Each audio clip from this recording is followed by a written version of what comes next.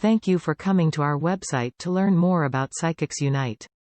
We invite you to take your time and explore all that we have to offer. We will continually be adding resources to our website, so be sure to come back often. Now I would love to show you an example taken from one of our Psychics Unite Zoom meetings. Everyone is welcome at our meetings. Here is a short glimpse of what takes place.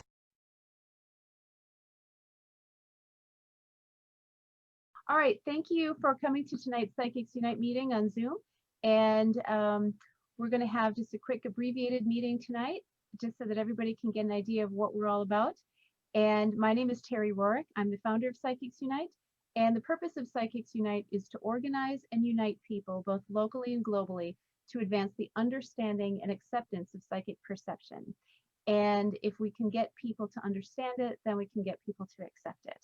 And we offer a safe space for people to come and get validation, support, get their questions answered, and also to allow people who have more experience to be able to mentor and share their information with other people who are trying to figure out what they're dealing with. So what we're going to do tonight is we'll just quickly go around and introduce everybody, and you can say your name and if you have any psychic abilities or sensitivities that you would like to share.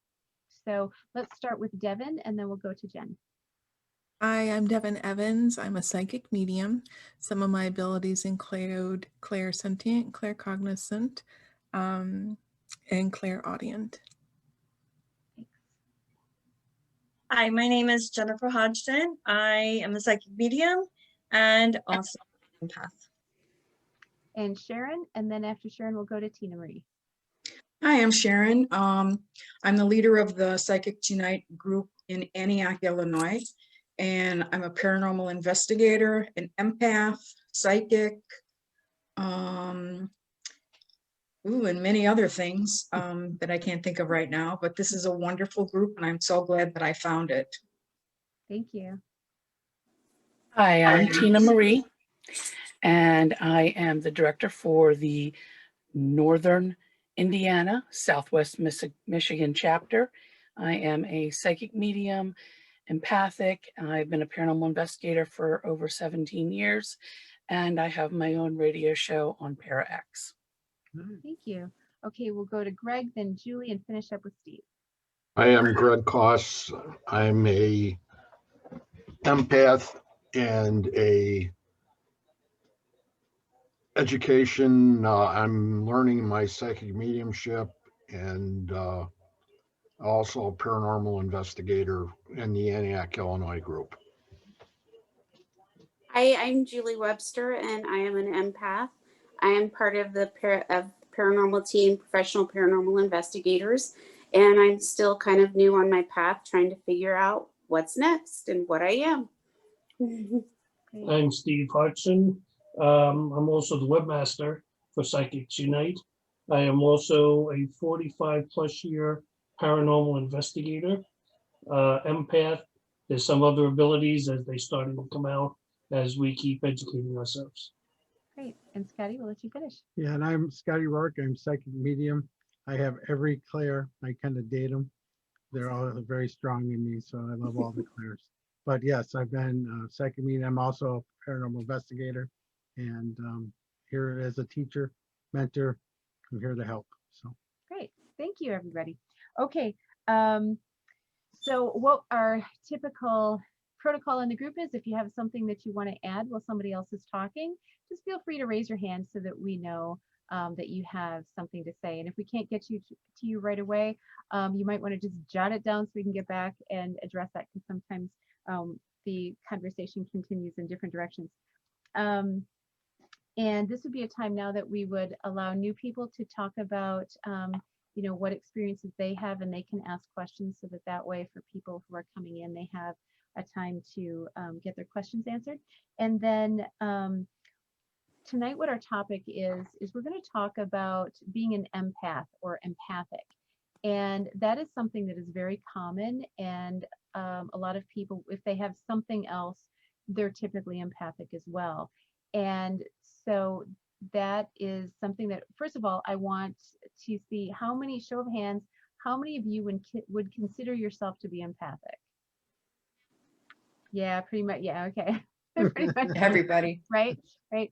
Okay, so I'm gonna let you guys just take turns talking about what does being an empath mean to you and how do you define that? And how do you deal with that? Well, for myself, I guess because I'm going along the top there.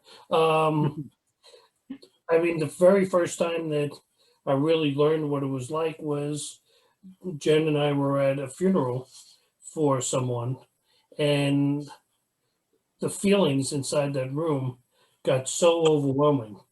I mean, it was just one minute we were talking with a bunch of people, and the next minute I felt like the weight of all their sorrow was on top of me, and was really to the point where we had to leave the room. I couldn't even stay inside the building anymore. And on a number of occasions, doing paranormal investigations, I've been you suddenly out of nowhere start to pick up a feeling that you have absolutely no reason why you're feeling what you're feeling. And as you start to investigate and things start to unwind, you realize that you're picking up on some kind of spirit or entity that's there inside the room. So I find that pretty cool. Cool. Pretty similar experiences, only I get mine when I'm out and about and every day. So if I'm at the grocery store, the gas station, if someone walks into the room, or even sitting in traffic, sometimes I don't understand why I all of a sudden feel the way that I do. And I have to be very aware of what's actually my feelings versus someone else's because they all feel like mine initially. Mm-hmm. I do the same as both Devin and Steve. There are times that I am in locations where I do have to leave because I'm absorbing and feeling everybody else's emotions and their pain and other things that they may have had in their life, if they've had a broken bone or whatever it is. And the same way as Devin, every day going someplace, I have to be very careful. Or if somebody is coming over, I could be absorbing all of the things that they're feeling at that point in time. Mm-hmm. Yes, I will talk now. Yeah, being an empath, I think it's a very heavy thing to take on. Like when I go out into the public, I try not to look at people in the eye and really look at them and feel it, because it really comes on strong to me. And I just had a death in the family today, and I'm just right now taking on all the pain that the children are going through. And sometimes it's very, very hard. It's very difficult. And, other times it's okay when you run into somebody that, that they're crabby or irritable or something like that. That's a different thing. But then when, like in my incident today with the death in the family, it's very hard. Feeling, what the rest of them are going through. Right. And then I can feel people's actual pain. And that's not an easy thing either, is, all of a sudden, you're like, oh God, where is this coming from? And it's, the person sitting over there, that's what their pain is. And you just suck that up. Right. Mm-hmm. So, and it sometimes it's very hard. It's difficult. So. Well, how do some of you deal with that? And what has been effective for you? Go ahead. Well, I'm gonna start because I think the biggest thing that we have to do as empaths is be able to control our energy. So we have to know our energy first. And that's the biggest thing that I think a lot of people don't realize and don't understand going into this, both in the psychic medium realm and into the paranormal realm. They don't know their own energy. So when you go into a place, is it how you're feeling today, or is it how the spirit's making you feel today? And that's the biggest thing that everybody has to start with. Like with Sharon, where you today, it's okay for you to feel your family, because you need to individually work with each one of them and help them get through this pain and sorrow. So then that's okay to take on, but it's not okay to take on the people at Walmart. Right. It's not. It's not okay to take on your people who you read. That's not, when you bring spirits through, it's not good to take their energy, because we all have to be of our own energy. And that's the thing with empath that I think is the hardest for people to realize, that yes, it's okay for us to feel to a point, but it's not okay for us to take that energy on. And once we take that energy on, we affect ourselves throughout the whole day Right. and week and month. And Mhm. Tina Marie, did you have your hand up, hon? Yeah, Yeah. Tina Marie, did you have something? You Oh, wanted to say? Yes, I do. One of the things I really agree with Scotty is the fact that we have to be able to control our own feelings, not just because we have to know what they are so that we can separate them from what we're feeling from everybody else. But I don't know how it is for a lot of you, but for me, I can also change the way a room is feeling. I can take an office room that everybody is just tense because it's Christmas time, and I can turn that around and everybody can be laughing and joyful. But if I'm having a bad day, next thing you know, so is everybody else. So I have learned my very hardest to block, but to also put in like a screen door so I can still kind of feel, because without my abilities, I feel deaf, dumb, and blind. Mm, Agree, good point. agree. We all Yeah. do. We all do. Mhm. And then, so how do you learn to control it, or what have been some good techniques for you to manage what you're feeling or what you're experiencing? Go ahead, Jen. So what I've done in the past and what I do all the time is if I'm starting to feel a certain way, I just take a moment to, really focus on, is this my energy or is this somebody else's? If it's not my own, then I know that I can release that. And the moment I say, okay, this isn't my energy, I'm not accepting that, it's gone. And then the other thing that I do is I ground myself every day, and that's by visualizing roots going down into the earth and anchoring there.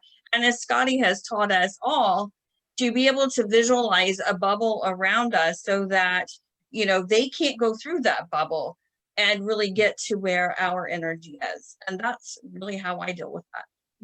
Devin? I think I agree, just getting into the habit of being aware and constantly asking yourself throughout the day, what am I feeling? Is it mine? That's one of the trickiest things, but what really helps with that is a daily meditation practice. And even if you can just do 5 minutes in the morning, 5 minutes in the afternoon or the evening, getting on a regimen like that and getting consistent helps you to be more mindful throughout the day. It's a real game changer. Mm-hmm. All right. And then anybody else have any ideas? Otherwise, yeah, go ahead. I was just say for myself, the reason it doesn't hit me as much is I'm so, I don't want to say scatterbrained, but my brain is on so many different things at once.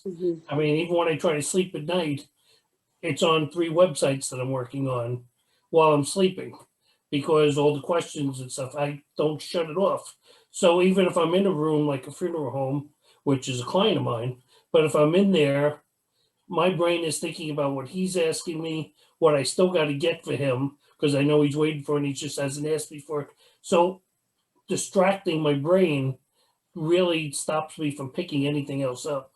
I mean, it just, my brain's going so fast that I just don't have time. It's only on paranormal investigations where you sit down and now you're becoming one with your environment.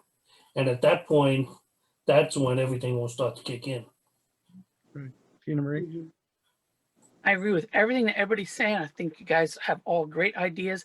I'm going to add in, there is one more thing. You guys can also use crystals, rocks, and stones. They do help. They're out there. Google is your friend. Look them up. One of the ones I wear pretty much consistently is hematite, because that does help me to repel some of the stuff that's coming towards me. Right. And do you find that different stones work differently for different people? So like maybe Yes. that might be great for you, but then somebody else might find something else that works better for them. Agreed. And it's going to be trial and error for everybody. Yeah. Yeah.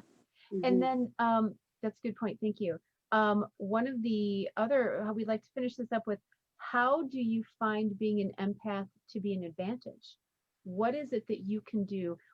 In other words, you have this gift. How are you supposed to use it? Go ahead. When I was in when I was in the business world and, doing retail for all those years, it was very easy for me to understand how to control whatever situation I was in. If it was a busy day, I could control it because I could feel when the people were getting out of control or they were tipping, and I would be able to take them aside and go, okay, calm down. Let's relax. We'll be fine. We did that in building new stores. We did that all the time. So that in itself, even when you do it with family, when you do it with friends, but those are the type of things that we use it for in our daily lives. Because the more we can help control the situation, like Tina Marie said it before, she can make it happier in work. And that's it. You can do that because you can put the love out that everybody needs, because you can feel the stress coming in. You can feel or sadness. You can feel over happiness too, because a lot of times it could be too happy and needs to come back down. So it helps you justify and help make the situation a lot calmer. And then we're going to go Jen and then Sharon. Yeah, Scotty, you said it perfectly. I mean, because that's really what it does. It allows you to help that person. You know what area, even though they may say, hey, I'm wanting to know about this, but you really know what area they need help with the most. So it allows you to tap into that and to hone into that, and you're able to help them. And they don't even realize they need that help as much as they thought they did. They may think they need this versus that. So it's a great way to help them. Yeah, and what I was going to say was basically the same thing as, you know how to deal with them then, because you feel, what's going on with them and you know how to handle the situation, Right. Yep. Greg, did you have, yeah, go ahead. Yeah, I'm still trying to fine tune part of it with me as far as other people, because I'll have a tendency to come on maybe too strong. And it complicates things more than not. And as far as like Steve said before about funeral homes and things like that, I avoided them like the plague when I was younger. And when I came back from overseas, I wanted nothing to do with anything like that. And I think I'm at the point now where I can accept it. Yep, that's a good Unless point. it's a family member or someone really close, that a friend of the family, Jen will tell you, I'll just sign the guest book electronically. My last remembrance of a person, I'd rather it be alive than laying there. And then of course, if I don't have to go there, I don't have to deal with all of that too. Yep. I had a lady say to me one time that she felt the purpose of being an empath was to take that energy, not that you take it on yourself, but to take it and just kind of transmute it and release it back.